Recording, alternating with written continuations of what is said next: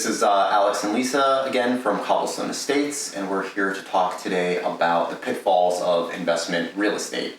So Lisa, do you want to start off maybe sharing a little bit about the investment pitfalls that we've had while we've been looking at real estate? Maybe start a little bit with our origin story from Cobblestone. Sure. So about 6-7 years ago, we were renting and we decided that it would, be a good idea to buy a house, live in it. I grew up with the mindset that you want to live in a house and not rent, because with rent you're giving someone else your money. So that was always important to me. But as we started looking, we realized, the first couple times we realized, wow, it's really expensive. We're not quite there yet. So we would take a step back and then jump back in and keep our eye on the market and in different neighborhoods. And then as we were looking for the second or third or fifth time, we realized that we wanted to also buy something that we could fix up. We wanted something that we can invest in, make better, so that way we weren't buying an end product and our initial investment would raise an equity much sooner. Sure.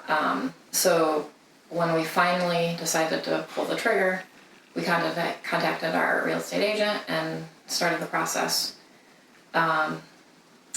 So that was how we started. It took a year, 2, 3 before we actually started to get into it. And once we got into actually going to open houses and putting in offers, we realized that we had a lot of competition.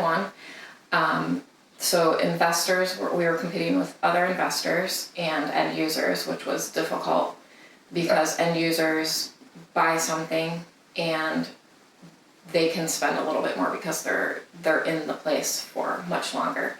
Yeah. When you're investing, you need to get a good deal because you're only going to be holding on to it for a few years, hopefully, or months, or depending on the level of construction you're doing. So you need that price to be down so that you can actually make money on the project. So there will be profit. Right. Yeah.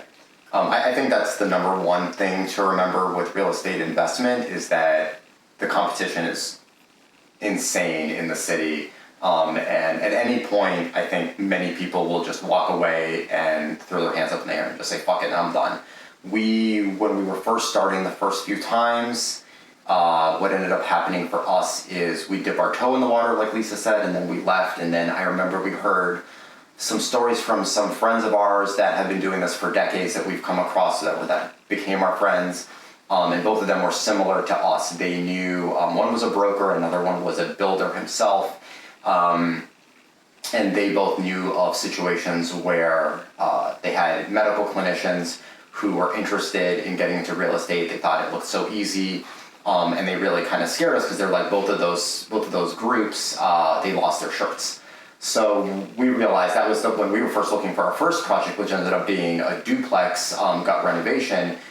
That's the whole thing, is you start to learn all of these additional expenses that you weren't prepared for. All the hidden costs, the soft costs, and fees, and it starts to add up a lot more, and you realize, oh, it's not just my down payment, which is, let's say in New York, 20% plus X, Y, and Z of closing costs and your mansion tax and whatnot, but it's so much more, and we dip our toe out, and then we look at our finances again and start to get involved. So I think part of it is you have to be prepared for the mass expense that's coming on and make sure that you're in a comfortable place for your family to do it.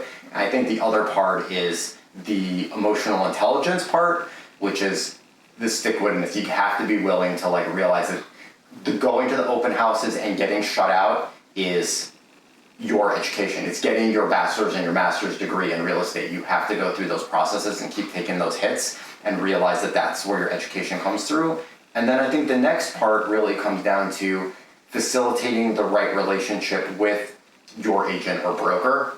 So I know we've talked about that in a previous video before, where you start talking about, we started talking about our experience with our agent and how it was more difficult. No fault to anybody, but that it was complicated. Right. Some agents or brokers, they prefer to stick with really safe offers.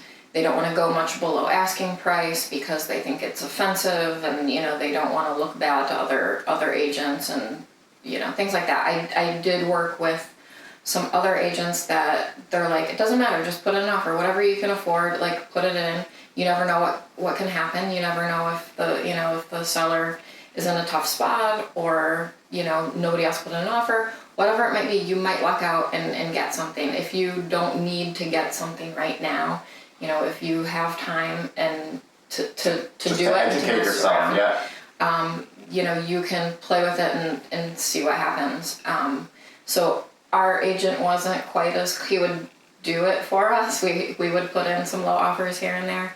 He wasn't very comfortable with it, but like I said, when I worked for another agency, there was a woman who, a couple people that were like, it doesn't matter. So it just depends on the agent and what you plan on offering.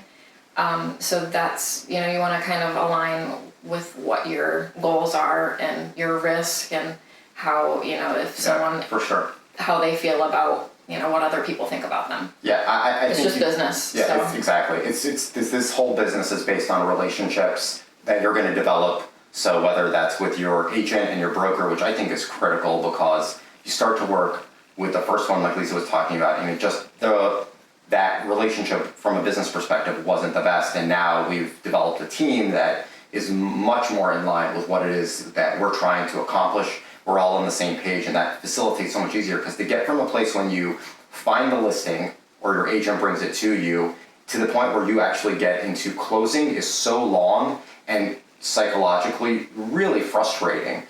Forget about the point of like getting all the way to like the closing table. So I just think it's really important so that you have a set plan for you or your family, whatever your action is, with the right team to get to that place, because I think you'll avoid a lot of the pitfalls from investment perspective that we did.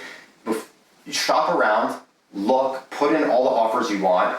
Who cares what anybody? Costs. Yeah, who cares what anybody else says to you, in my opinion? But just find the right team to start with. Right, and it's going to eliminate so much heartache and headache. If you plan on doing work, have a contractor lined up. Get things priced out before you purchase something that you can't afford to renovate the way you want. Yep. So. Yeah, I think that's really important. I think that's the big thing, because for us, talking more finite in our experience with the Pitfalls, is that we went from a duplex, so it was built and we got renovated it, which was considered what's called the Type 2 build permit in Brooklyn or in New York City. But now when we went ahead to our next one, it took us 3 years. We started looking for that second project while we were still finishing our first already, and it took us 3 years to be able to find that project, and longer to be able to get to the closing table once you include all that. So, and we looked at countless amount of properties. And when we look at properties, now that we've been doing this for a long time, it's much easier for us to be able to look at the formula of like the numbers to see what works and what doesn't.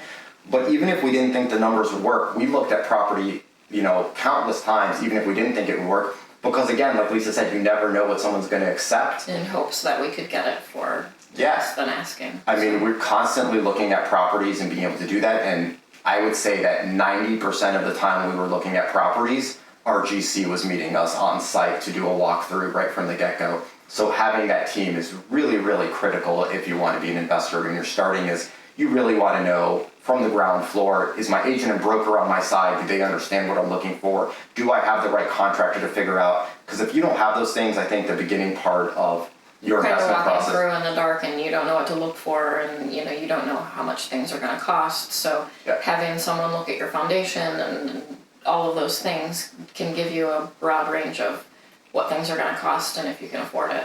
Yeah, I think that's going to save a tremendous amount of wasted time, which in the end, if you're looking to become a real estate professional, that's in the end your job, that's your money. So, time is, needing to be efficient, and you'll avoid all of the pain that we went through for like 7 or 8 years when we started this process. So hopefully that helps.